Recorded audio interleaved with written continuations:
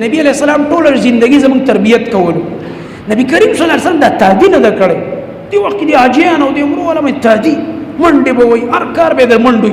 بیا به اکثر په جګړه شي او بل سره دا لانجیم د دې وجه نه زموږ راځي موږ به صبر کیږو او دا د حج او د عمرې سفر ټول د صبر ټریننګ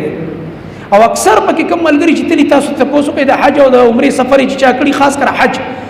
داس یو کار بکیږي چې ستاسو د مزاج خلاف وي یا به یو مرګره داسې خبره کوي چې ستاسو د مزاج خلاف وي یا به داسې یو کار کوي چې ستاسو د مزاج خلاف وي طالب غصه درځي ته به چې زه جنګ وکم زه غصه وکم شیطان ورته وسوسه چې کنځلې وکړي سړی ته او قران کې الله موږ پابندي لګولې ده چې څوک حج کوي ناغه بس کوي فلا رفث ولا فسوق ولا جدال في الحج ګور بیا باندې به حیا خبرې کې جب کنټرول ولا فسوق د ګناکار باندې کې ولا جدال جګړې باندې کې فل حج په حج کې جګړه مار جسه په ګور نه جوړيږي او د آیات ساتي چا چې په احرام کې څنګه اخلاق کو چلول ټول عمر به دغه اخلاق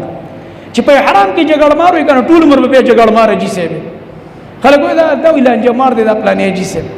تک معلوماتو کې ته اکثر په احرام کې جګړې کړي په حج کې هم جګړې کړي نو دی احرام کې ډېر احتیاط سره وخت دی